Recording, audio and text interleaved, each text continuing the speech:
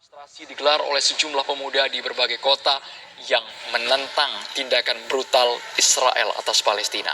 Ya, namun menurut mantan Kepala BIN, Hendro Priyono, konflik Israel dan Palestina bukanlah urusan Indonesia. Urusan Indonesia adalah nasib Indonesia dan masa depan anak cucu Indonesia. Benarkah demikian adanya pemirsa? Untuk membahasnya, kami telah bergabung dengan narasumber, ada pengamat politik dan intelijen yang juga mantan Kepala Baisaks dan Purnawirawan Sulaiman B. Punto, dan juga ada nanti akan bergabung bersama kami Ketua Fraksi PAN Ketua Fraksi PAN juga merupakan wakil rakyat, yaitu ada Saleh Daulay. Tapi sebelumnya tentu kita ingin ke Pak Sulaiman Punto. Assalamualaikum, selamat sore Bapak. Selamat sore. Iya, Pak Sulaiman Punto, apakah mungkin Anda sepakat dengan pernyataan dari Pak AM Hendro Priyono tersebut, Pak, bahwa sebetulnya permasalahan di Gaza, Palestina itu bukanlah urusan Indonesia. Kita cukup fokus saja ke dalam negeri, tidak usah ikut campur urusan di luar. Iya, betul. Saya sangat sepakat dengan Pak Hendro Priyono. Ngapain kita urus jauh-jauh di sana? Kita saja di dalam negeri masih banyak masalah. Biarkanlah, itu kan urusan Israel dan bangsa Palestina. Kenapa kita harus ikut-ikutan? Kita sendiri masih banyak masalah. Jadi saya sependapat dengan beliau, mari kita urus saja diri kita sendiri.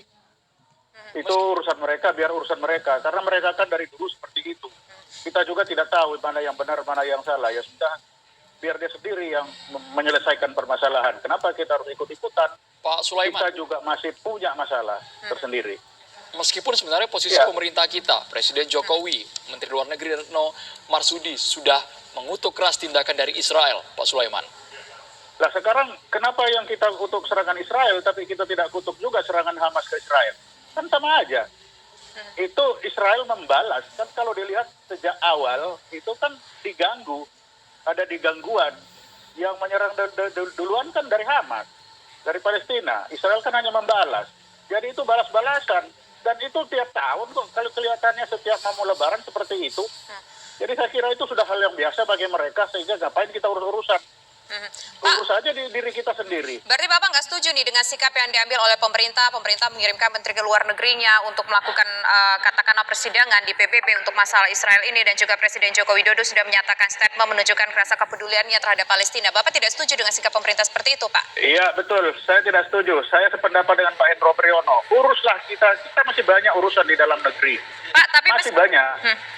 Baik. Kenapa kita harus mengurus orang-orang lain? Kita juga, kita tidak tahu Israel, kita tidak tahu juga Palestina, kan sama tidak tahu. Kenapa kita harus pusing-pusing dengan mereka? Biarkan aja dia urusan diri sendiri, kan? Pak Sulaiman, di studio juga kami sudah kehadiran Ketua Fraksi PAN DPR, sudah ada Bang Saleh Daulay. Tanggapan Anda seperti apa? Bang Saleh melihat kalau Pak Sulaiman berpandangan bahwa Indonesia punya urusan tersendiri, tidak usah ikut campur dengan konflik yang terjadi di Gaza. Baik, terima kasih sudah mengundang saya. Pertama, saya akan mengingatkan pada kita semua bahwa kita ini adalah sebuah negara. Negara kita ini punya apa yang disebut dengan konstitusi, punya undang-undang dasar. Di dalam pembukaan undang-undang dasar tahun 1945 yang menjadi landasan kita dalam kehidupan berbangsa dan bernegara. Di dalam alinea pertama itu disebutkan bahwa sesungguhnya kemerdekaan itu adalah hak segala bangsa.